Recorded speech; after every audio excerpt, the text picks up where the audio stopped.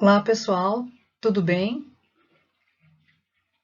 Vamos falar de ventilação mecânica invasiva na urgência e emergência, com os princípios básicos para iniciantes.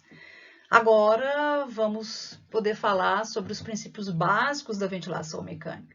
Nessa fase de aprendizado, é importante compreendermos o funcionamento do aparelho de ventilação mecânica e a fisiologia, juntamente com o raciocínio clínico aplicado.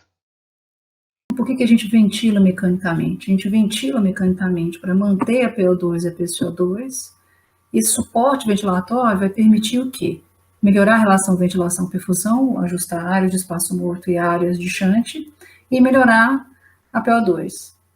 Em contrapartida, melhorar a ventilação alveolar, ventilação minuto, volume minuto, é o produto da frequência respiratória pelo volume corrente. Então, a gente precisa ter esse entendimento, quanto maior a ventilação, maior a eliminação do CO2. Com a ventilação alveolar, nós somos capazes de ajustar o pH e a PCO2.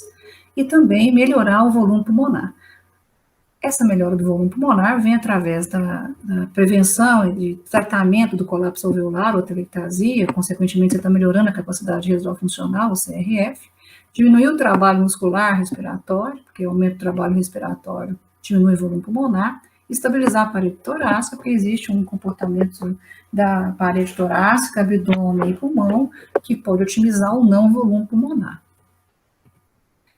A gente sabe que o pulmão tem uma tendência natural à retração e a caixa torácica uma tendência natural à reexpansão. Então, pressão transpulmonar é a pressão alveolar menos a pressão pleural, ou seja, a pressão de dentro menos a pressão de fora. E a gente sabe que quanto maior o volume, para que se tenha volume pulmonar, a pressão transpulmonar tem que ser maior. Agora, nós temos que fazer uma ventilação mecânica segura para evitar a lesão pulmonar causada pelo aumento de pressão para gerar um volume corrente. Esse é o segredo. Então, eu vou ventilar mecanicamente, ou seja, vou deixar de colocar o paciente em pressão negativa para colocá-lo na pressão antifisiológica positiva. Então, o ventilador tem uma via inspiratória, um ramo inspiratório que sai desse aparelho, que vai depender da tecnologia, que vai depender da engenharia desse equipamento, e esse ramo inspiratório vai entrar no paciente de acordo com a impedância do sistema respiratório, que é relacionado à complacência e à resistência. E depois, através de uma peça Y ou peça T, vai ser exalado o ar, e o ar sairá por uma válvula expiratória. E cada equipamento terá seu controle, seu monitor, em que o médico, o fisioterapeuta, ou seja, quem está responsável pela ventilação mecânica vai controlar. Então, nós temos a respiração espontânea, em que a pressão intrapleural ela é sempre negativa, ela está sendo representada pela pressão muscular aqui em rosa, e a pressão alveolar é negativa na índice, positiva na ESA, representada em azul. E quanto maior a pressão muscular, ou seja, quanto maior a pressão pleural, maior a negatividade da pressão pleural, maior vai ser o fluxo e o volume administrado para esse paciente. E a gente tem a relação de pressão inspiratória, que nesse caso é só a pressão muscular, para vencer os componentes resistivos e vencer os componentes elásticos pulmonares. Quando a gente coloca o paciente em ventilação mecânica, o que ocorre? Nós temos agora pressão positiva, o paciente aqui, ele tem pressão acima do zero, então nós temos aqui pressão zero. Então, se nós temos uma pressão positiva, essa aqui significa a PIP, pressão positiva expiratória final, nós vamos falar dela daqui a pouco. Então, esse paciente tem um valor de pressão positiva e um valor de pressão inspiratória máxima, que é a pressão de via aérea. Como não há negatividade nessa pressão, a gente fala que o paciente está respirando controlado, ou seja, ele não tem contração muscular. Então, aqui, esse paciente não tem a contração muscular, então eu tenho a pressão da via aérea para vencer os componentes resistivos e elásticos, mais a parte expiratória, eu tenho a pressão positiva expiratória final. A partir daí, esse modo ventilatório tem um fluxo, e nós temos o tempo inspiratório e o tempo expiratório, que vai ser influenciado por diversas variáveis. A frequência respiratória influencia o tempo ins e o tempo ex, o fluxo inspiratório influencia o tempo ins e o tempo ex, o volume corrente influencia o tempo ins e o tempo ex, etc. Então, sempre que nós formos alterar qualquer variável, a gente tem que ficar atento ao tempo ins e o tempo ex, para a gente poder organizar a relação ins e ex mais apropriada. Então, para entender um pouco mais, a gente precisa relembrar algumas variáveis, que a gente tem as propriedades resistivas do pulmão, que é a resistência de via aérea, que gira em torno de 3 a 8 centímetros de água por litro por segundo. Em ventilação mecânica, a gente está em ml por minuto, então nós temos que converter essa unidade, não esquecer disso. Isso tende a cair muito em prova de residência, não esquecer de converter, e não esquecer que V com um pontinho em cima significa fluxo. Então, resistência de via aérea é ΔP, variação de pressão sobre fluxo, que é a pressão de pico, que é a pressão necessária para vencer os componentes resistivos, menos a pressão de platô, que é a pressão necessária para vencer os componentes elásticos, dividida pelo fluxo.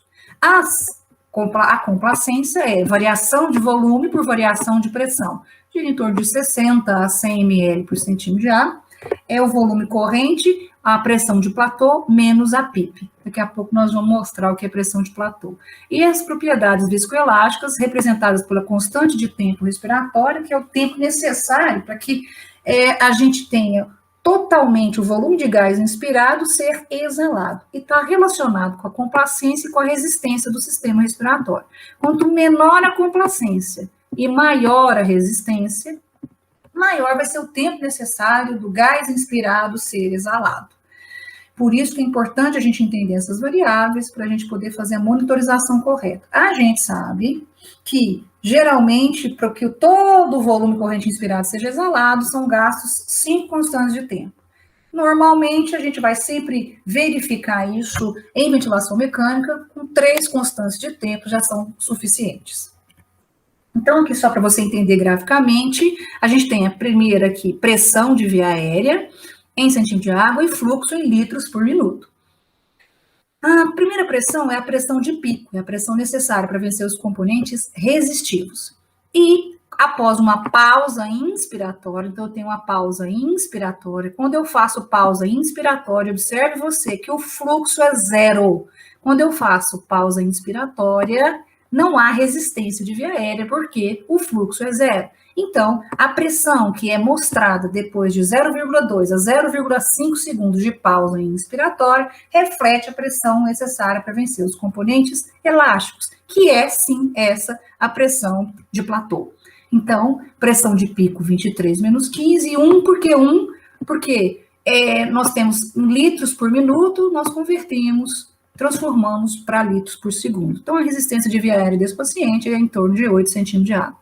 Nos aparelhos de última geração, a gente consegue fazer esse cálculo apertando uma série de botões e esses cálculos vêm automáticos, mas a gente sabe que não necessariamente vão ter esses equipamentos nas nossas mãos no dia a dia.